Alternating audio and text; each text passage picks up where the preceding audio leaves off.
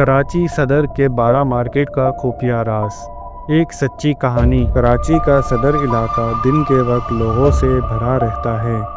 یہاں ہر چیز ملتی ہے، کپڑے، جوتے، گھڑیاں اور سب سے مشہور باڑہ مارکیٹ، ایک ایسی جگہ جہاں سستے داموں میں ہر قسم کا مال دستیاب ہوتا ہے۔ مگر کیا آپ جانتے ہیں اس مارکیٹ کے بارے میں ایک ایسا خفیہ راز جسے جان کر آپ حیران رہ جائیں گے؟ باڑہ مارکیٹ کا ماضی۔ یہ باڑہ 1980 کی دہائی میں اپنے عروج پر پہنچا، جب یہاں اسمگل شدہ سامان کھلے عام بکتا تھا۔ لوگ یہاں افغانستان، دبئی اور دیگر ممالک سے لایا گیا قیمتی سامان خریدنے آتے تھے، مگر بہت کم لوگ جانتے ہیں کہ یہ جگہ پہلے ایک ویران علاقہ تھی، اور جہاں پرانے زمانے میں ایک جیل ہوا کرتی تھی۔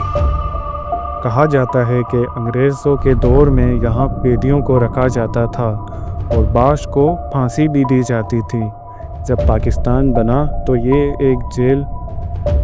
یہ جیل ختم کر دی اور بعد میں یہاں مارکیٹ بس گئی، مگر کچھ پرانے دکاندار مانتے ہیں کہ وہ بدروحیں آج بھی یہاں بھٹک رہی ہیں۔ مارکیٹ میں ہونے والے عجیب و غریب واقعات یہاں کئی ایسے ہو چکے ہیں جنہیں سن کر عام لوگ بھی کانپ جاتے ہیں۔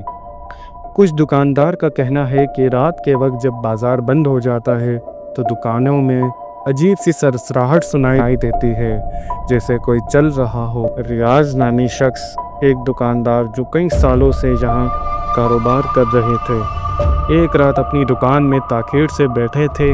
اچانک انہیں لگا جیسے کوئی ان کی دکان کے اندر آ گیا ہو۔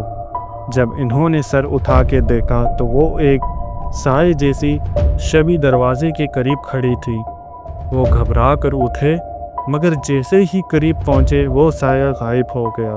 اس کے بعد ان کی طبیعت ایسی بگڑی کہ وہ ہمیشہ کے لیے مارکیٹ چھوڑ گئے۔ ایک اور واقعہ مشہور گلی نمبر 3 میں پیش آیا، جہاں کئی لوگوں نے رات کے وقت کسی عورت کے رونے کی آواز سنی۔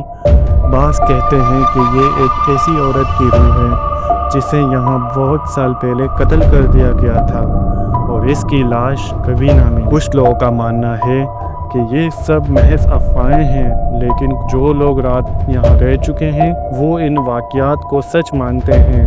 کچھ دکانداروں نے تو اپنے کاروبار چھوڑ دیے۔ آج بھی اگر کوئی رات کے وقت باڑہ مارکیٹ میں چلا جائے تو اسے محسوس ہوتا ہے جیسے کسی کی نظریں اس پر جمی ہوئی ہوں۔ اگر آپ کو یقین نہیں آتا تو کبھی آپ بھی جا کر دیکھ لیجئے، لیکن خبردار، شاید آپ بھی کوئی ایسی چیز دیکھ لیں جسے دیکھنے کے بعد آپ دوبارہ وہاں کی جانے کی ہمت نہ کریں۔ آپ کی اس کہانی سے کیا رائے ہے؟ کمنٹ میں ضرور اپنی رائے